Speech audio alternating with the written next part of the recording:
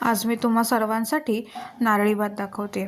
यासाठी मी 1 वाटी वाडा कोलम तांदूळ स्वच्छ धुवून नितळून घेतलाय, अर्धी वाटी नारळाचं दूध, 2 वाटी ओलं खोबरं, 1.5 वाटी गरम पाणी, 2 वाटी साखर, ड्रायफ्रुट्स, केशर, 2 वेलची, 2 लवंगा, 1 चक्रीफूल, मीठ व केशर।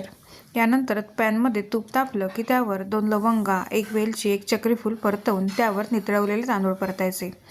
त्यानंतर नारळाचं दूध ॲड करायचं, 1.5 वाटी केलेलं गरम पाणी त्यामध्ये ॲड करायचं, किंचितसं मीठ टाकायचं। त्याला उकळी आली की कढईला झाकण ठेवून भात मोकळा शिजवून घ्यायचा।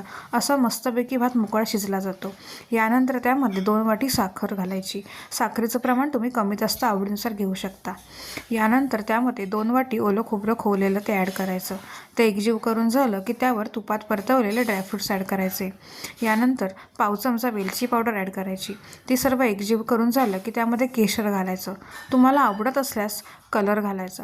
हे सर्व एकजीव करून पाव चमचा तूप त्यामध्ये ॲड करायचं व भाताला 5 ते 10 मिनटं वाफ आणायची।